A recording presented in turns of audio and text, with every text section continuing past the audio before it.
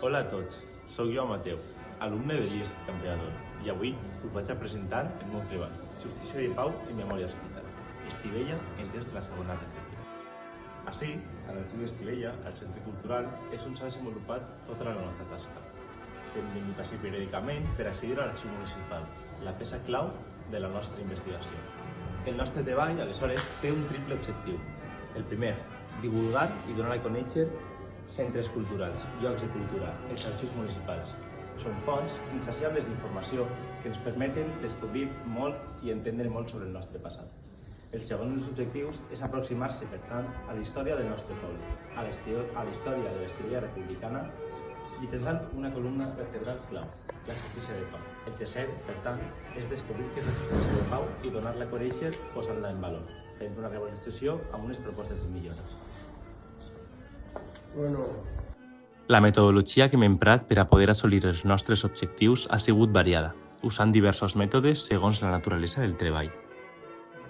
En primer lloc, vam fer un estudi teòric sobre els camps d'estudi del treball, perquè poguérem entendre millor allò que tractava.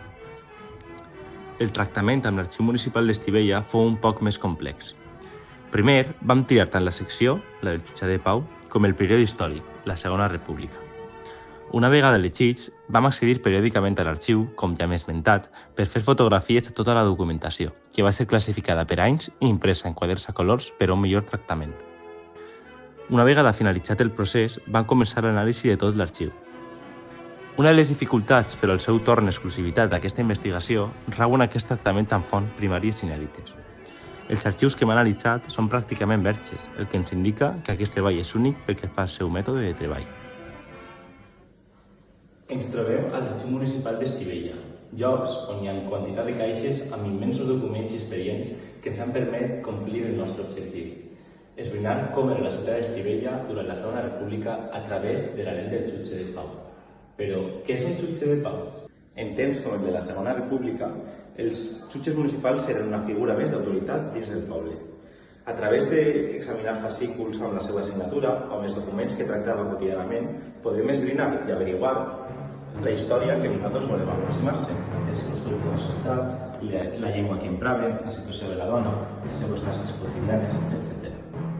Per a fer la valoració actualitzada, vam fer diverses entrevistes a jutges de Pau actuals, com Ángel González, el jutge de Pau de Xest, i la pròpia jutgessa de Pau actual d'Estivella, Amparo Romero. També vam emprar un sistema d'enquesta online per saber què opinava la gent sobre aquesta branca de la justícia. Però prou de paraules, anem a fer feina. M'ajudeu a investigar?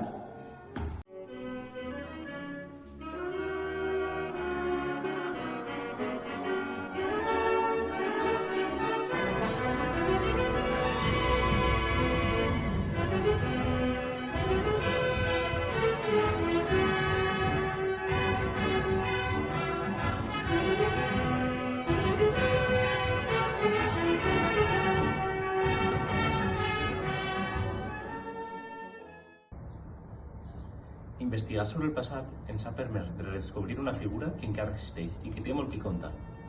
Així doncs, hem descobert en el jutge de Pau una figura que és la resolució a molts dels problemes socials actuals. Una mediació necessària en temps de guerra, de fake news, de vulgarismes i de falta d'experiència.